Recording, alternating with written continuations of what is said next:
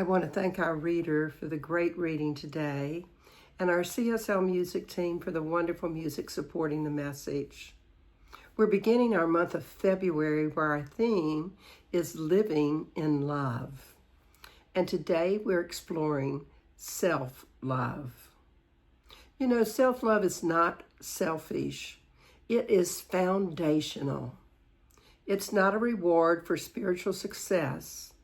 It's the pathway through which transformation occurs. Let me repeat that. It is the pathway through which transformation occurs. From a science of mind perspective, the way we treat ourselves sets the tone for how life responds to us. When we choose thoughts rooted in compassion and acceptance and love for ourselves, we align with the creative power of the universe. I mention these words of Ernest Holmes regularly. Life is a mirror and will reflect back to the thinker what he thinks into it. If our inner dialogue is harsh, life often feels harsh. And if our inner world is compassionate, life begins to meet us there in that compassion. You know, self-love is not about ego or indulgence. It is about alignment with truth. And by the way, if beating yourself up worked, we'd all be enlightened by now. So while you ponder those thoughts, allow me to give you your question for the week.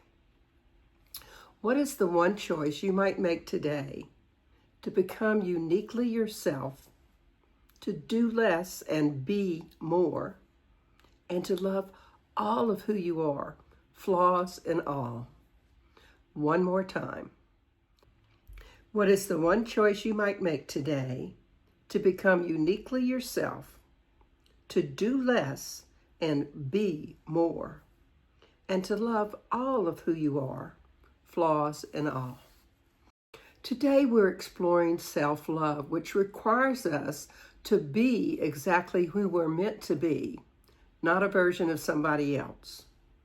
One of the greatest spiritual tasks is not becoming better, it's becoming truer to who we came here to be. The Bible in Psalm 139:14 tells us, "You are fearfully and wonderfully made." Not eventually, not once you improve, now. I love this quote, and let me explain why. At first glance, that word fearfully can sound like something is wrong, as though we were created with anxiety or judgment.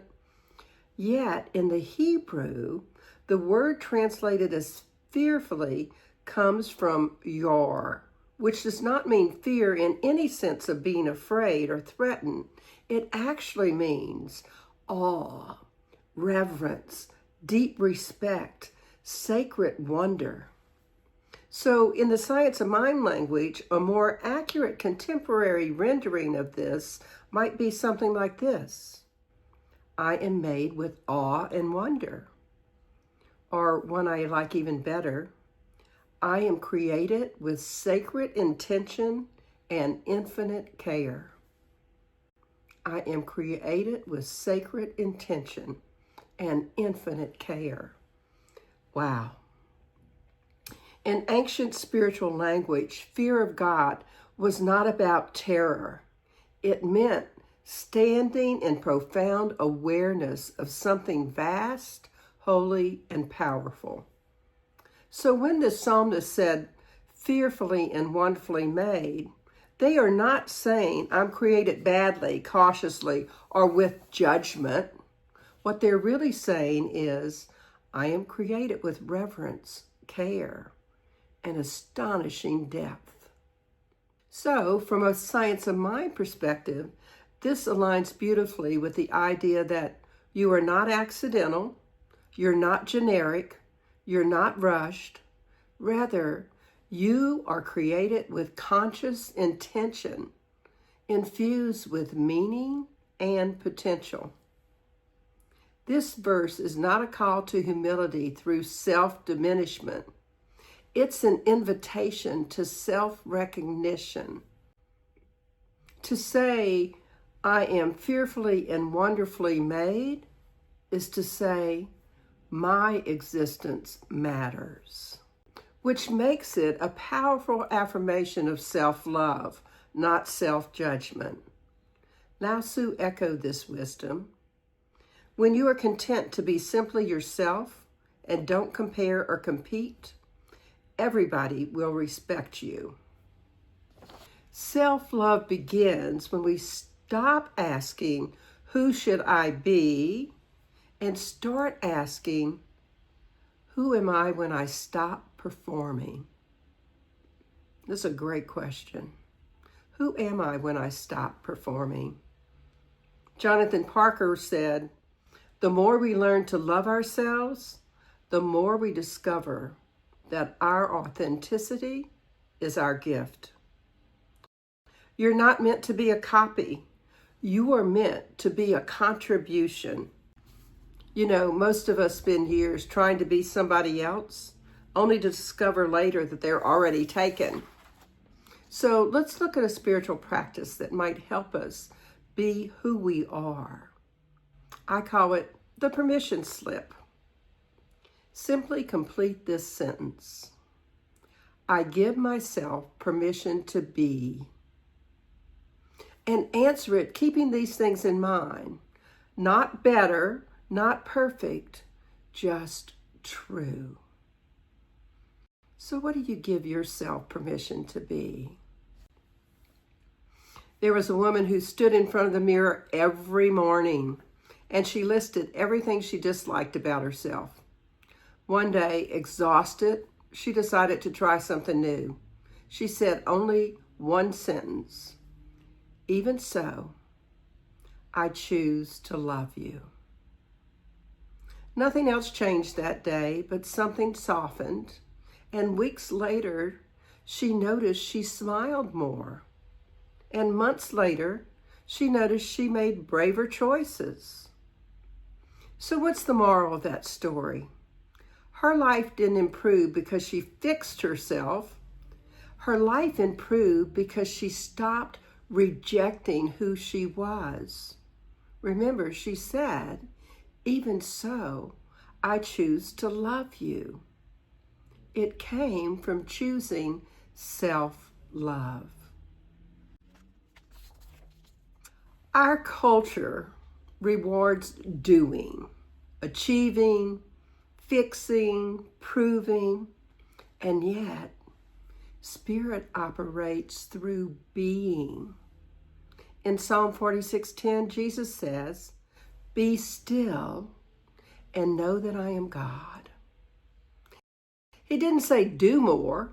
He didn't say try harder. He said, be still. Ernest Holmes reminds us, we're not human beings having spiritual experiences. We are spiritual beings having human experiences. And self-love asks us to rest in that truth, to know the essence of who we are as a part of that one life that's God's life, and know that we are spiritual beings, not spiritual doings. So, how many of you truly see yourself as one with God? Really, answer that question. Do you see yourself whole, perfect, and complete? Do you love yourself just the way you are, as our song suggests? Well, Buddha taught us about self-love when he said this: you yourself, as much as anybody in the entire universe, deserve your love and affection. You yourself, as much as anybody in the entire universe, deserve your love and affection. You do not earn rest. You remember it. You know you deserve to rejuvenate yourself, to rest and renew your essence. And sometimes the most spiritual thing you can do is take a nap and stop arguing with the universe and what it knows you need. So here's a spiritual practice to help you do just that. Be rather than do. I call it being instead of doing. Pause each day for 2 minutes, just 2 minutes, and just be. No affirmations, no fixing, no intention setting, no phones. Simply breathe and silently repeat, I allow myself to be. I allow myself to be. I allow myself to be. Because once you learn to allow yourself to be, it becomes easier to accept all of who you are. To know that what you see as your flaws are just ways that you can still grow into something even more magnificent. We all have areas of our lives that we would not want announced on a big screen or shouted out to the world. We live in these human rental bodies, and like any vehicles, we need maintenance and occasionally have a dent that might need to be fixed. That's precisely what self-love must take hold. A Course in Miracles teaches you are as God created you. Not as your past defined you, not as your mistakes labeled you. You are as God created you. And let me tell you something. God does not create junk. Catherine Economou beautifully reminds us, self-love is not denying our humanness. It is embracing it with kindness. Do you embrace your humanness? Do you have compassion for yourself? Self-love does not say, I have no flaws. It says, I am more than my flaws. Let me repeat that. Self-love does not say, I have no flaws. It says, I am more than my flaws. Some examples of self-love might be saying no without guilt, resting without apologizing, speaking kindly to yourself, letting yourself be seen. Self-love doesn't mean you'll never mess up. It just means you stop filing those emotional complaints against yourself. The Dalai Lama said, love and compassion are necessities, not luxuries. Without them, humanity cannot survive. And in Mark 12:31, the Bible tells us this, love your neighbor as yourself. Notice it doesn't say instead of yourself or more than yourself. It says as yourself. So where do you need more compassion for yourself? Where might you show yourself more love? You are uniquely you. Don't try to be someone or something else. Just be you. Holy you. WHOLLYU. And holy you. HOLYU. They both sound the same because they mean the same. Being wholly yourself, not trying to be perfect, reveals the precious, unique being that you are. Jonathan Parker told us, the greatest freedom comes when we stop needing to be approved and start choosing to be authentic. So stop needing approval. Start being authentically you. And here's another spiritual practice that might help you answer that question about where you need more compassion or more love for yourself. I call it the inner friend. Imagine your closest, most loving friend speaking to you and ask gently, would they say what I say to myself? Would they demand what I demand of myself? If not, then choose a new inner voice that is more like your friend's. It will serve you well. So as we wrap up today, let's take a look at self-love from a science of mind perspective. In science of mind, thought creates experience, and love aligns with truth. And acceptance opens the way for transformation. When we love ourselves, we are cooperating with that one life. We believe in one infinite presence, one life, one intelligence, and one love that is the source of all that is. And that presence expresses itself uniquely through each individual as creativity, wholeness, as purpose. And we believe that each person is a divine expression of the one life, already worthy, already enough, already loved. There's nothing to earn and nothing to prove. We believe that our thoughts and our beliefs and our inner conversations shape our experience of life, and that by choosing love, especially self-love, we align ourselves with spiritual truth. We believe that transformation begins with acceptance, that healing unfolds through compassion, and that living from our authentic self allows life to express more fully through us.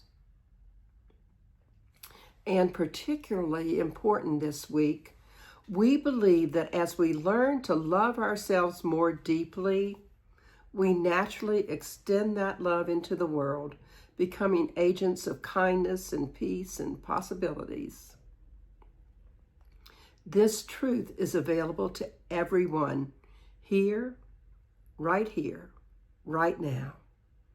And as we align with these science of mind self-love principles, as an extra gift this week, I've uploaded a 7-day self-love spiritual practice for you to download so you can get started with increasing your self-love. Each day has a God quality and an affirmation. Let's try it now. I call it a 7-day self-love practice. Day 1, awareness. Notice how you speak to yourself. No fixing, just noticing. And here's an affirmation. How is it I so willingly accept there is nothing missing in me, nothing broken, and nothing to fix? Day 2, kindness. Replace one self-critical thought with, how is it I so easily choose kindness right now? Day 3, being. Spend 10 minutes doing nothing productive.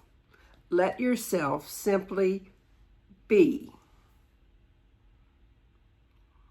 How is it I so lovingly release the need to prove my worth, knowing my being is enough? Day 4, permission. Give yourself permission to be you, all of who you are. How is it I so readily give myself permission to be exactly who I am today? Day 5, rest. Rest without earning it. No justification required.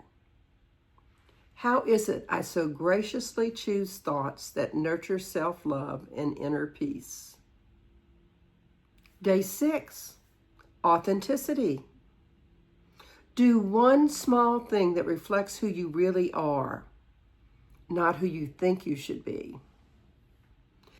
How is it I so consciously honor who I truly am, allowing life to respond with ease and support? Day 7, gratitude. Thank yourself for something you did well or simply for showing up. How is it I so joyfully embrace all of who I am, my strengths, my humanity, and my growth edges? And every night, right before you go to sleep, use this affirmation. How is it I so easily remember I am a unique expression of the one life, and I am created in love? I'm fairly certain if you try this 7-day practice, you'll notice loving yourself as well as others more by the end of the week. And remember, self-love doesn't mean you'll never hear your inner critic again. It just means you stop letting it run the meeting. We are each an intentional expression of the one life, created with awe, wisdom, and love. There is meaning in our being and joy in our becoming. Participate in that meaning and that joy.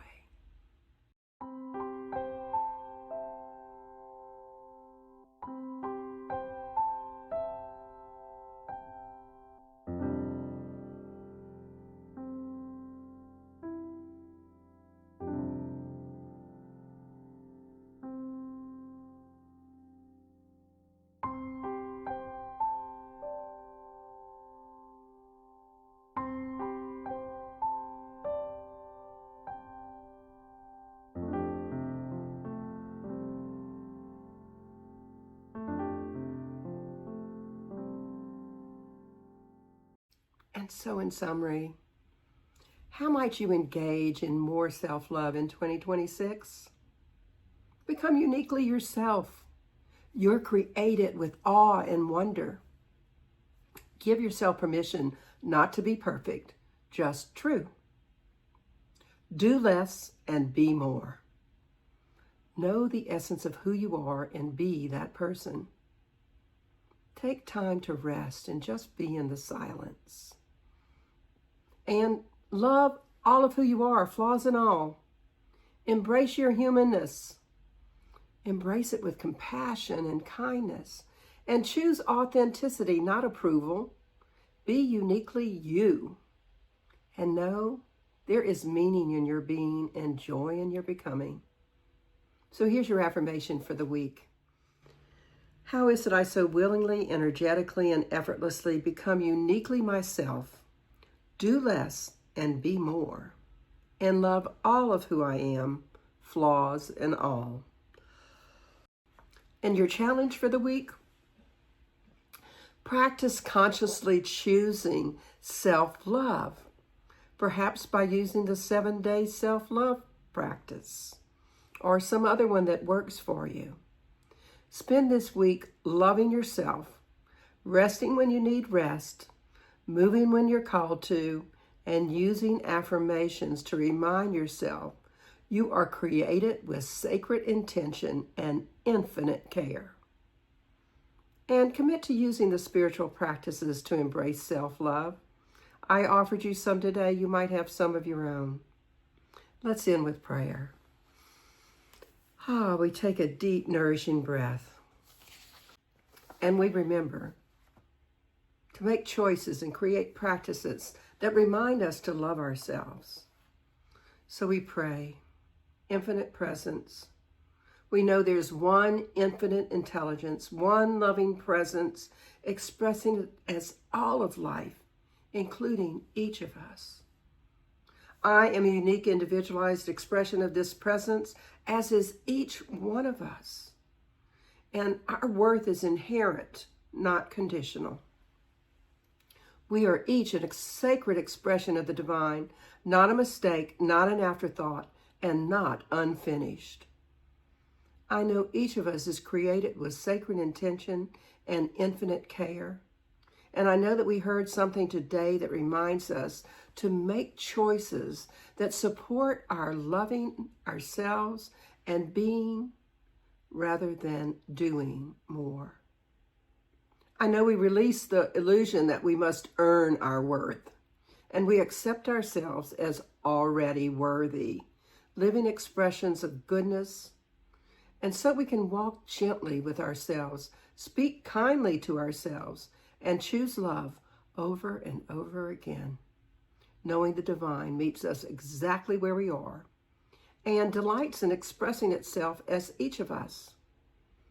I see each of us being the embodiment of divine love, that love which guides our steps with wisdom and fills our days with gentleness and vision. I see each of us rooted in peace and lifted by love, choosing today to live in divine alignment with the truth of our being, knowing all that we are and all that we might become is love.